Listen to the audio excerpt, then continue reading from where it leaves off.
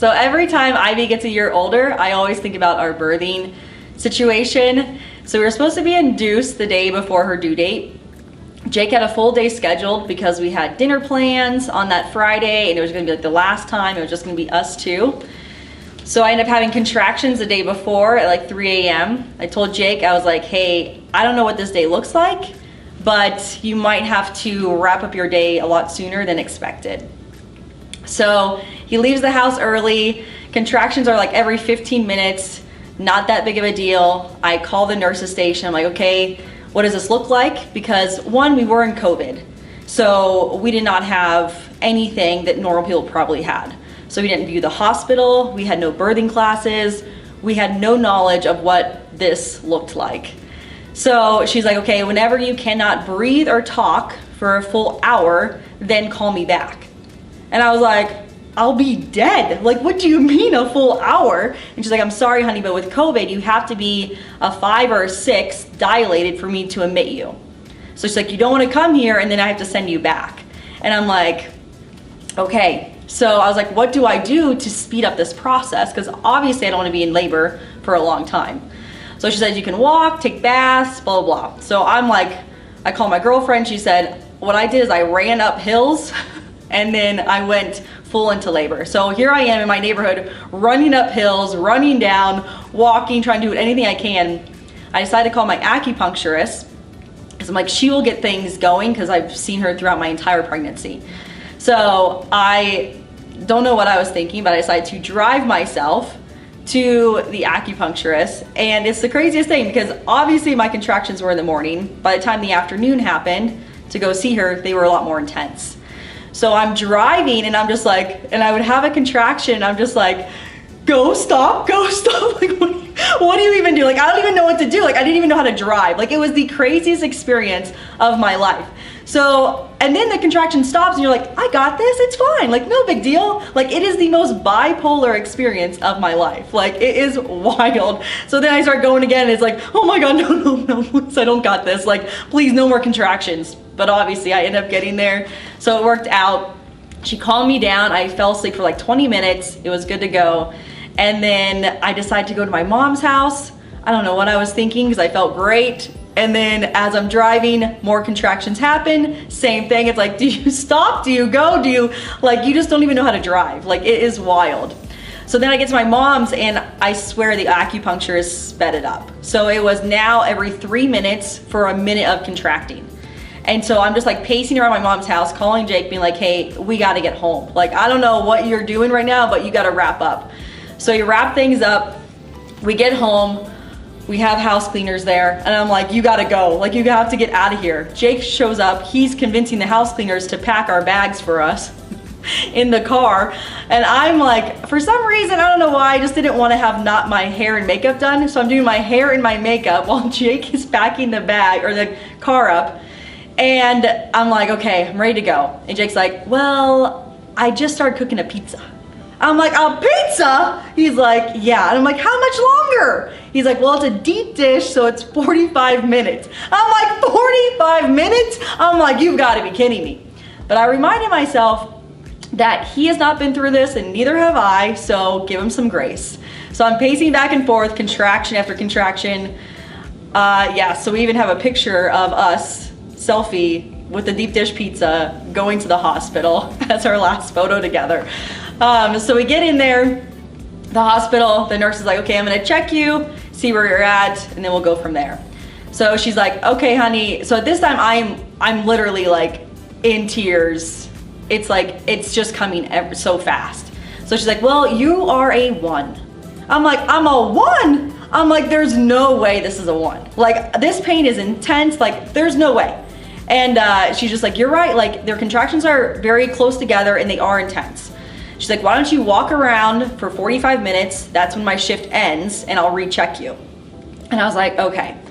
So we were like in the bed, and somehow my husband ended up going to the vending machine and he has a bag of Cheetos. And I'm like, what are you doing? And he just looks at me, he's like, what? I'm hungry. And I'm like, hungry? You just had a deep dish pizza. Like, how are you hungry again? Like, I was just like floored. But I was like, okay, whatever, just ignore it. So we start walking, he still has his Cheetos in his hands. And so he's like eating his Cheetos, and I'm like, can you just like do something? Like, because I had all back labor, which I found out later on, so it's all in my back. And so he's just like, what do you want me to do? And I was like, I don't know, like rub my back, do something.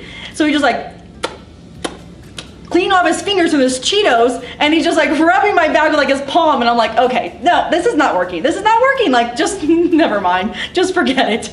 And he's just like, so then they're looking out this window, and it has like mountain view and, you know, helicopters and the great scenery. I did not care anything about that, but he thought it was amazing.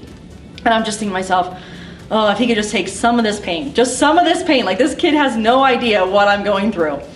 So we find this room as we're walking. It's like this quiet room, trees and cobblestone and rocks, and we had no idea what it was because we obviously didn't even tour the hospital. I have no idea, right? So we go in this room, we're just walking around, I'm counting these stones, trying to get my mind off the contractions, and all of a sudden I'm like, I'm gonna get sick. And he's like, what? I was like, yeah, I'm gonna get sick. And he's like, oh my God. So we find this trash can, but it's like a metal trash can with like a little flapper that says like push on it, you know? So I'm like, I can't puke in that. So he throws the thing, I puking, there's so much pressure, I start peeing. So, oh my God, and my husband, I look over and he's just like this, oh my God, what is going on? I'm like, I don't know, and I'm crying, I'm like, what is happening? I'm like, please help me, and he's just like, I don't know what to do. And he's just like, I gotta go find a mop. And I'm like, okay. So it feels like he's gone for like an hour, and he comes back, he cleans it all up, and I'm like, okay, I have to be dehydrated, like they have to admit me, like there's no way they're sending me home. So we go back, the lady's like, okay, you went from a 1 to a 4 in 30 minutes. She's like, let me call the doctor and see what I can do. And I was like, do whatever you can, like I cannot go home, like there's no way, like I just peed myself and vomited, like there's no way I can drive home, like there's no way. And so she's just like, okay. So she goes, the doctor admits me, they give me like the IV. So keep in mind, like as a little kid, saying any needle or blood word, I would pass out immediately. So I am very anti anything like that. Like I just cannot deal with it. Like I'm so bad. Like I had my blood drawn one time in my entire life, and that's when I was pregnant with IV and I passed out. So it was just, it's not good for me. Like I don't do good with needle and blood. So I get the IV, I'm like fine with that, I don't pass out. A lady comes in, she just like rips off the sheets off my feet and puts socks on them. Doesn't say anything to me, and I'm like, what is going on? I have no idea what this process looks like. I didn't YouTube anything because I was so scared of like having other stories, you know, get in my mind about what this delivery would look like. So I didn't YouTube anything. So the woman starts, she's like, okay, let's go. And I'm like, okay, having no idea where we're going. We start walking, she has my IV, and I'm like, hey, I'm having a contraction. And she's like, okay. And I was like, what do I do? And she's like, well, I mean, if you want, I guess go to the wall. And I'm like, is this really happening? Like, there's no way this nurse is like this. Like, there's just no way. But she was really rough around the edges. So I go to the wall, I'm like having my contraction, and she's like, and I'm like, and she's like, oh, are you done? And I was like, no, I'm not done yet. And she's just like, oh, okay.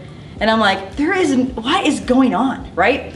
So I'm like, okay, I'm done. She's like, okay. So she starts walking, but I have to keep up with her because she has my IV, and she's walking so fast. And I'm like, hey, can we slow down? And she goes, you're having another one? I'm like, no, I'm not having another contraction. I'm like, I'm having a baby. So we end up, she slows it down, we go to the room, and all of a sudden people are just coming in left and right, like biohazard bags, like machinery, like all these things going on. And I'm like, what is going on? Like, what is happening? And it just happened to be that as she sits me on the bed, she's lowering my bed. She's like, I'm just lowering your bed. And I was like, no, I don't think you understand. Like, I know nothing about this process. Like, I need you to slow this down. Like, what is going on? And she's like, well, we have on your chart that you want an epidural. And I was like, yes. She's like, well, that's what we're doing. And I was like, right now? Like, right now? She's like, yes. And I was like, I didn't even know being dilated at a 4, you can get an epidural. I thought you had to be further along. So I'm just like, I need to like process things right in my mind. So I'm just like shocked, like this is going on. And then like Jake is like trying to comfort me, and she's like, do not touch her. It's sanitary back there, like just going nuts. And I'm just like, oh my gosh. And I'm like, okay, well, I need you to start explaining things to me.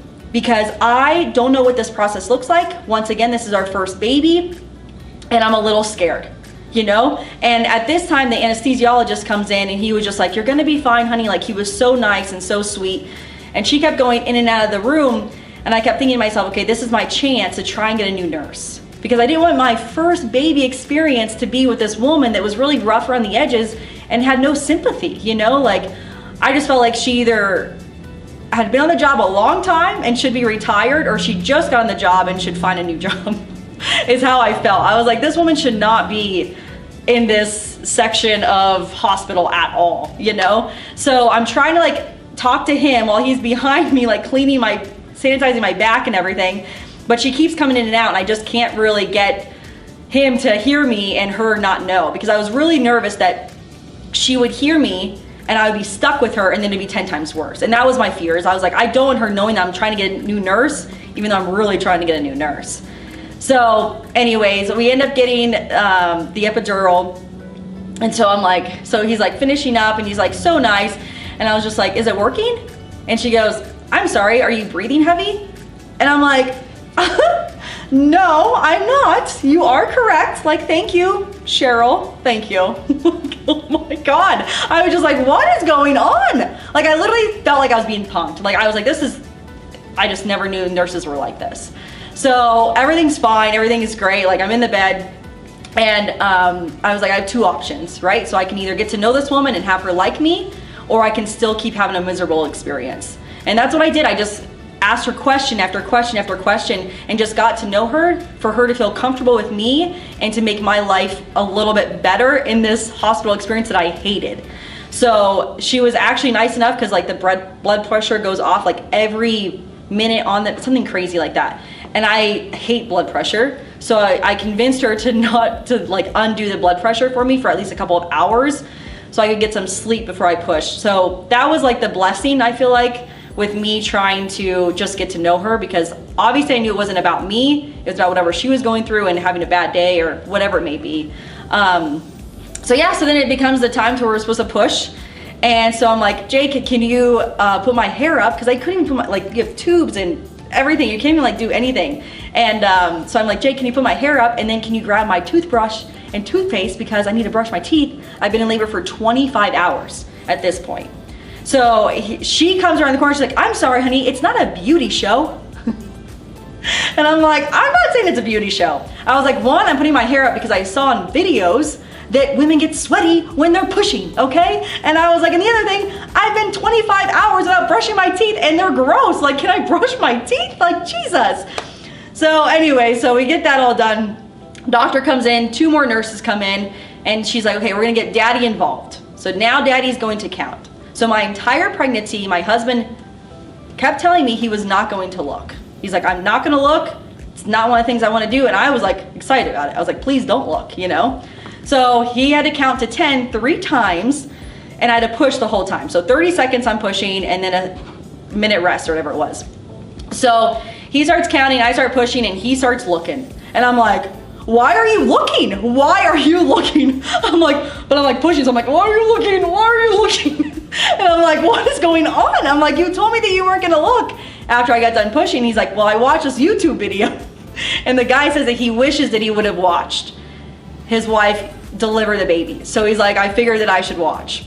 So I'm like, okay. So he starts counting again, and then he's just like, 1, 2, and then he stops counting. And I'm like, and he's just watching, and I'm like, keep counting, what are you doing? I'm like, come on. So we like get through that segment, and I'm like, guys, I need a new counter. Anybody else in the room want to count? And everybody just thinks it's so funny. They're just laughing at me. And I'm like, nobody answers me. I'm like, okay, we have 3 nurses and a doctor. Somebody else should be counting for me. Nobody else does it. So like, okay, Jake, it's your turn again. So he starts counting, and then he just like, 3, 4, 5, stops again. And I'm like, keep counting. He goes, 1. I'm like, we were at 5. Why were we at 1 again? Like, come on. I'm like, just count correctly. Like, oh my God. Like, I'm like, this is not that hard. So yeah, so his last time, right? I was just like, so then he starts counting, and he's just like, 6, 7, 8, 9. I'm like, stop counting.